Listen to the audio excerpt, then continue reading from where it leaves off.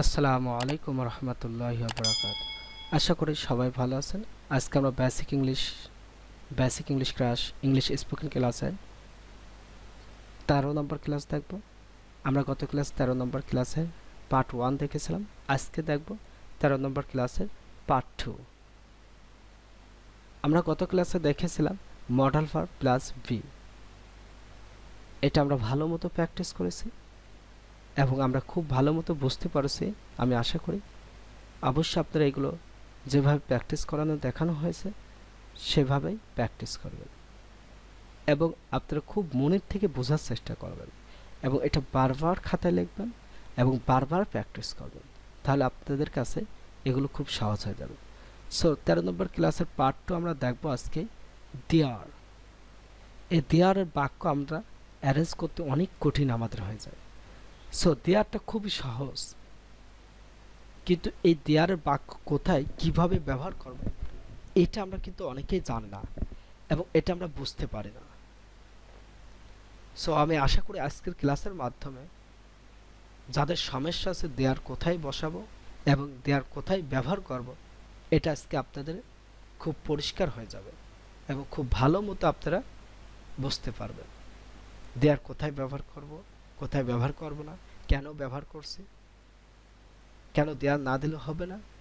এটা নিজেকে প্রশ্ন করুন এবং নিজেকে জিজ্ঞাসা করুন কেন আমি দেয়ার অ্যাড দিলাম, কেন দেয়ার দিয়ে বাক্য তৈরি করলাম, কেন দেয়ার দিয়ে আমি বাক্যটা অ্যারেঞ্জ করছি।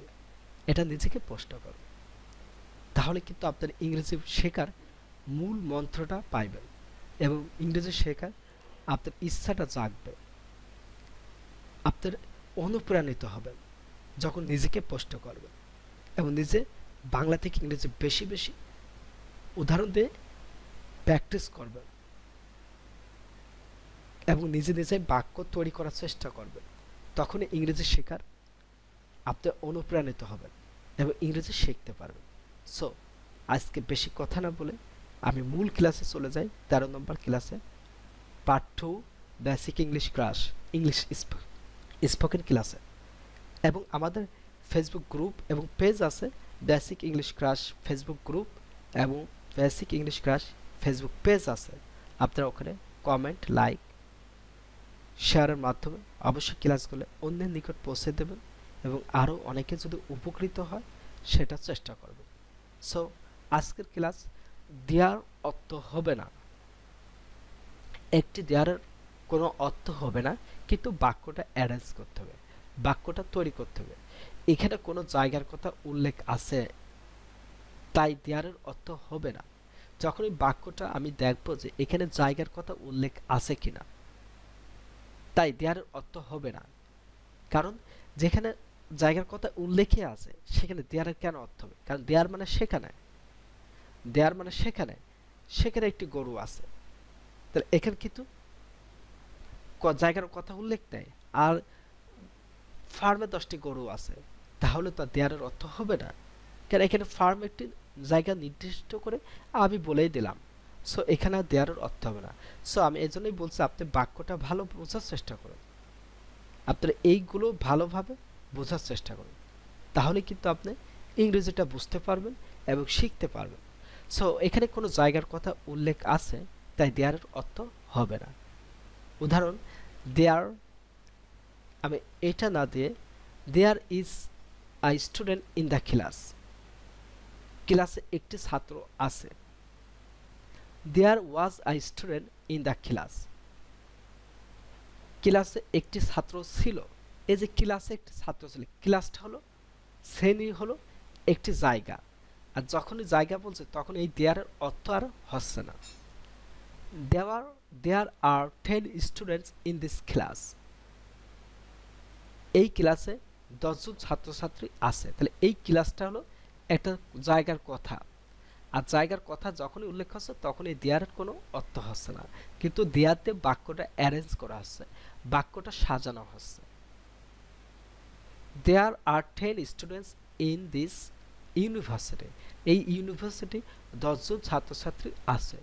এই যে ইউনিভার্সিটি, এখানে ইউনিভার্সিটিটা আমাকে জায়গার কথা উল্লেখ করা আছে, প্লেসের কথা উল্লেখ আছে।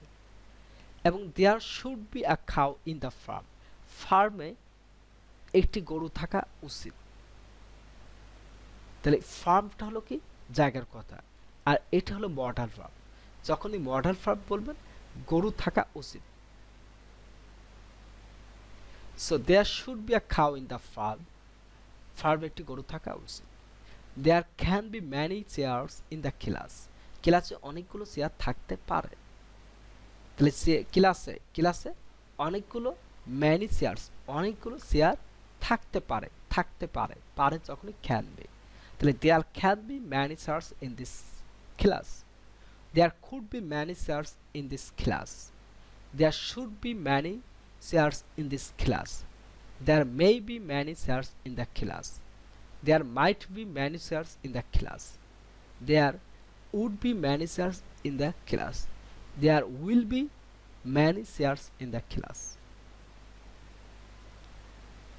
এইভাবে করে আপনি মডাল ভার্ব এবং বি ভার্ব দিয়ে আপনি এই দেয়ার দিয়ে অনেক বাক্য তৈরি করার চেষ্টা করুন এবং বোঝার চেষ্টা করুন।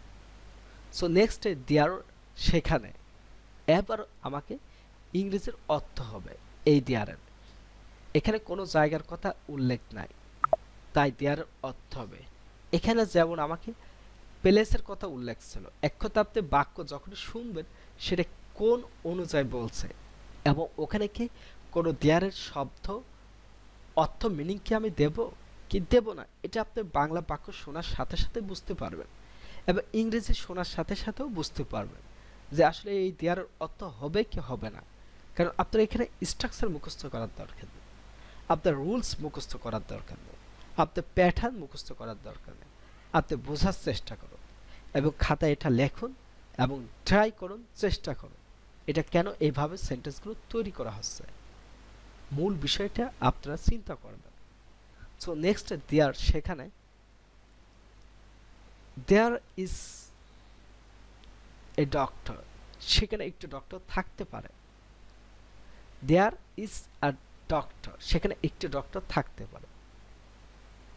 দেয়ার আর 10 ডক্টরস, সেখানে 10টি ডক্টর থাকতে পারে, 10 জন ডক্টর থাকতে পারে, 10 জন ডাক্তার আছে।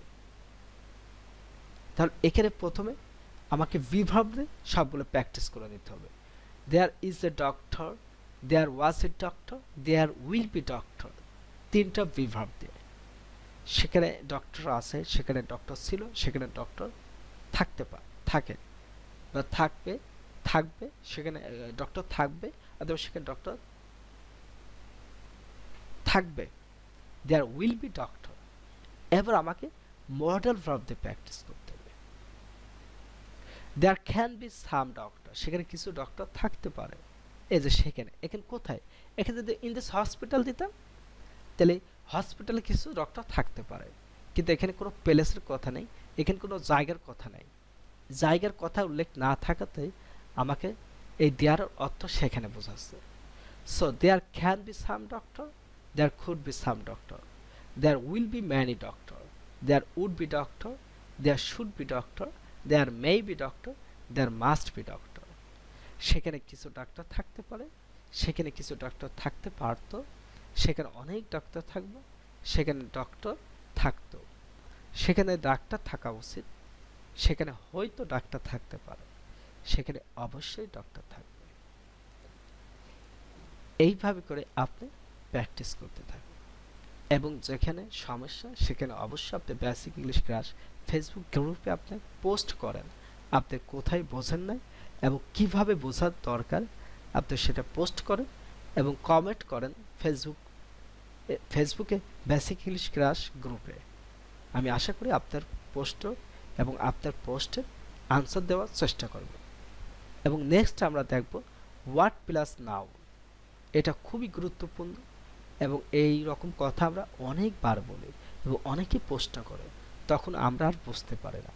সো আমি আজকে এই জন্য খুব সহজ করে এটা নেওয়ার জন্য এটা পিডিএফে লিখছে এবং আমি আশা করি আপনারা এইভাবে যদি প্র্যাকটিস করতে থাকেন এবং এইভাবে ক্লাস করতে থাকেন, আশা করি আপনাদের ইংরেজির সব বিষয় ক্লিয়ার হয়ে যাবে এবং খুব সহজে বুঝতে পারবেন।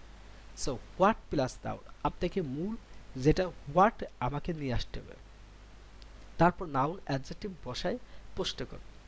প্রথমে যেটা হোয়াট টাইম ইজ ইট, কয়টা বাজে, হোয়াট টাইম, এখানে হোয়াট টাইম মানেই তো কয়টা, হোয়াট টাইম কয়টা, হোয়াট ডে কি বার, ডে মানে কি বার, ডেট মানে কয় তারিখ, সাবজেক্ট মানে বিষয়, ক্লাস মানে শ্রেণী। আপনি এটা মূল বোঝার চেষ্টা করুন, পরের বিষয় পরে। আপনি যদি এতটুকু বলেন হোয়াট টাইম, তারপরেও কিন্তু বিদেশিরা বুঝবে, নেটিভরা বুঝবে হোয়াট টাইম মানে আমাকে জিজ্ঞাসা করছে কয়টা বাজে, ইজ ইট এটা এত চিন্তা আপনার করা লাগবে না। হোয়াট ডে কি বার, হোয়াট ডেট কয় তারিখ, হোয়াট সাবজেক্ট কি বিষয়, কোন বিষয়, হোয়াট ক্লাস কোন ক্লাস, জাস্ট এতটুকু। So what time is it, কয়টা বাজ, এটা তো কোনো কাজ বোঝাচ্ছে না, অথবা থাকা বা মালিকানা বোঝাচ্ছে না, এটা ভিভার্বের আন্ডারে পড়ছে, ভিভার্ব বোঝাচ্ছে, কারণ কয়টা বাজে। হোয়াট টাইম ইজ ইট, কয়টা বাজে, হোয়াট টাইম ওয়াজ ইট, কয়টা বেজেছিল, কয়টা বাজবে, কয়টা হবে, what time will be it, what day is it today, আজ কি বার, what day is it today, আজ কি বার, what date is it today, আজ কয় তারিখ, what date is it today, আজ কয় তারিখ, what subject do you study, তুমি কোন বিষয়ে পড়ো, what subject do you study, do you study তুমি কোন বিষয়ে পড়ো, তুমি কোন বিষয়ে পড়ো, what subject do you study তুমি কোন বিষয়ে পড়ো, what class are you in, তুমি কোন ক্লাসে পড়ো, what class do you read, তুমি কোন ক্লাসে পড়ো, no problem, what class are you in, তুমি কোন ক্লাসে পড়ো। আবার এইভাবেও বলতে পারবেন what class do you read in, তুমি কোন ক্লাসে পড়ো। সো এইভাবে করে আপনারা প্র্যাকটিস করেন। আশা করি আপনারা এইভাবে যদি প্র্যাকটিস করতে থাকেন, আপনাদের আর কোনো সমস্যা নেই। আজকে বেসিক ইংলিশ ক্লাসের বেসিক ইংলিশ স্পোকেন ক্লাসের 13 নম্বর ক্লাসে পার্ট 2 দেয়ার খুব পরিষ্কারভাবে বোঝানো হয়েছে, এবং আমি আশা করি আপনারা এই দেয়ারের অর্থটা আর ভুলবেন না, এবং কোথায় কিভাবে ব্যবহার করতে হবে এটা খুব ভালোভাবে বুঝতে পারছেন। এবং আমি আশা করি আপনারা এইভাবে করে প্র্যাকটিস করেন এবং বাংলা বাক্য থেকে ইংরেজি বাক্য অনেক অনেক বাক্য তৈরি করার চেষ্টা করেন, এবং কোথায় কিভাবে প্র্যাকটিস করতে হবে এটা বোঝার চেষ্টা করুন, এবং বারবার প্র্যাকটিস করুন। আশা করি আপনাদের এইগুলো খুব সহজ হয়ে যাবে এবং খুব সহজে বুঝতে পারবেন। সো আজকের ক্লাস এই পর্যন্ত, সবাই ভালো থাকবেন, সুস্থ থাকবেন, আল্লাহ হাফেজ।